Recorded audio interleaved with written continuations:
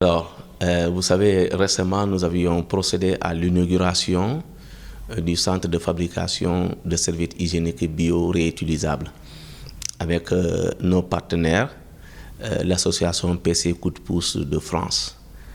Et depuis lors, nous continuons ces mêmes activités. Nous avions fait une deuxième activité qui concerne la formation des femmes en savonnerie, mais aussi en art culinaire. Et comme activité de vacances, nous en avons deux.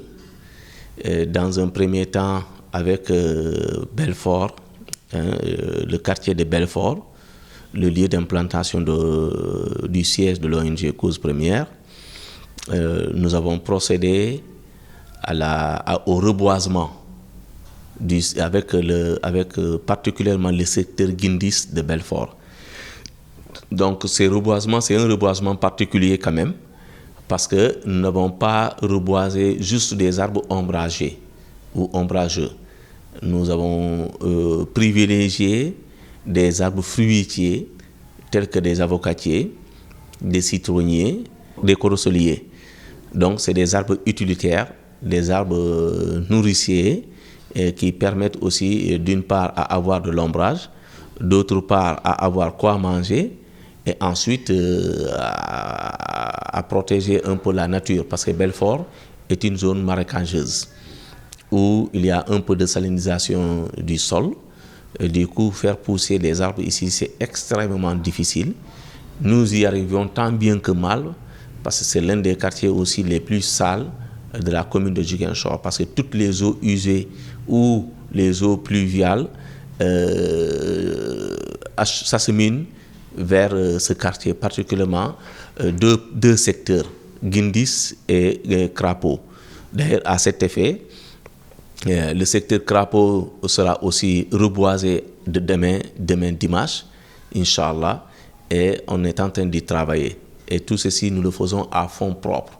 Il n'y a pas eu aucun financement, aucun appui par rapport à ça. L'autre activité que nous allons développer aussi, nous avons commencé déjà à développer, c'est la récupération et le recyclage des déchets plastiques. Nous avons commencé la formation du secteur Guindis de Belfort, et demain, dimanche, Inch'Allah, parce que chez nous, il n'y a pas de samedi, il n'y a pas de dimanche. Donc demain, dimanche, Inch'Allah, nous allons continuer la formation. Et quand ce sera fini, nous allons mettre en place tout l'équipement, tout le matériel de production. Ça va nous coûter de l'argent, mais bon, on va y faire. On va faire ce que nous pouvons. L'objectif, c'est de transformer ces déchets plastiques en pavés.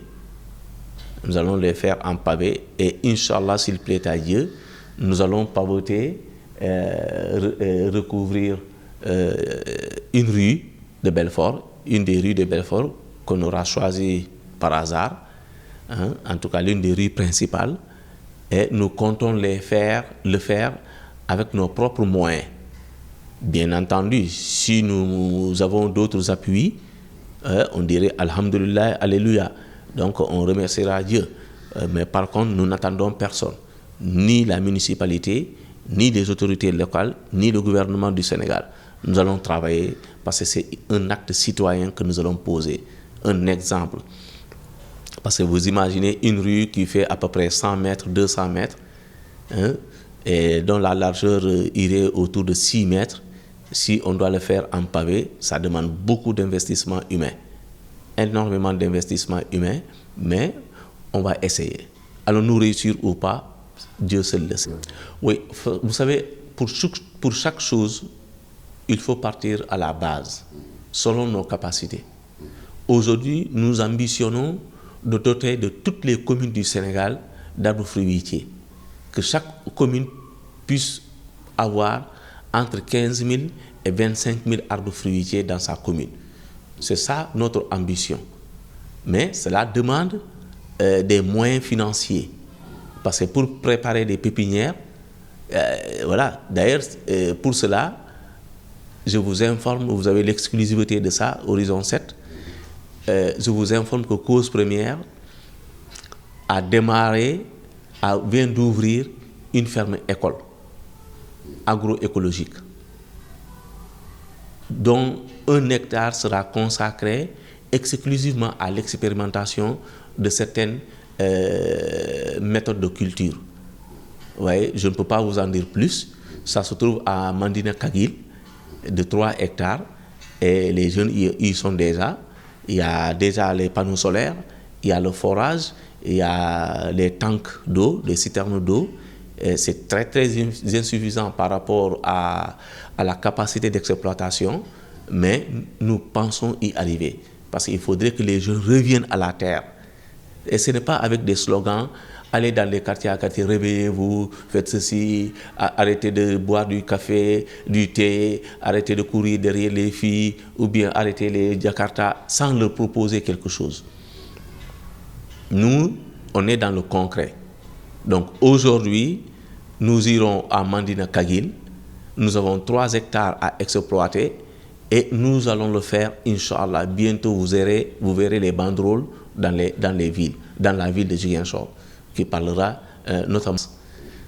C'est non seulement un projet communautaire, mais à impact personnel. Je m'explique. Certes, tout le monde y est invité, mais chaque personne qui y sera, y trouvera son compte financièrement parlant. Je vais être clair.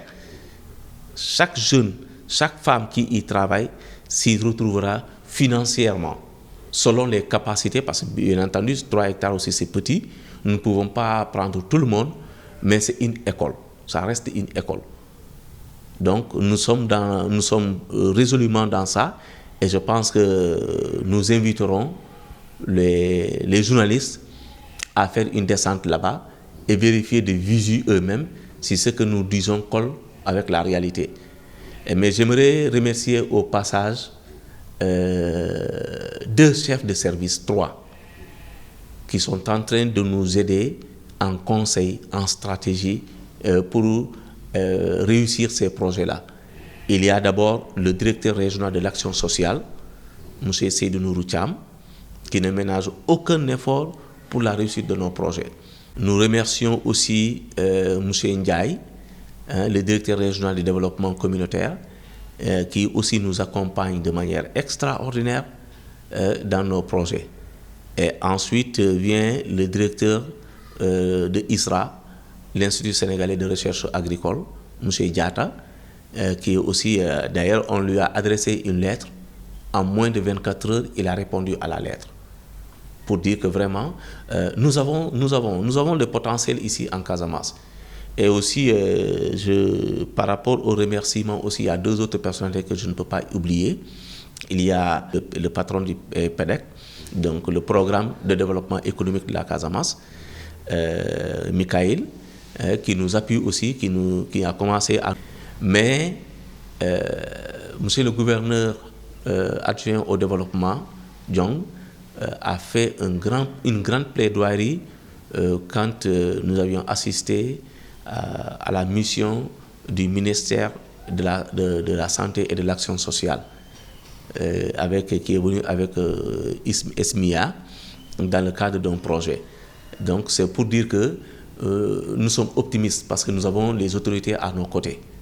Nous sommes optimistes. Maintenant, c'est la population qui reste. Il faut que la population s'approprie du projet, puisque ça vient d'elle. Il faut voir qu'elle initie un projet et se presser à avoir les dividendes tout de suite.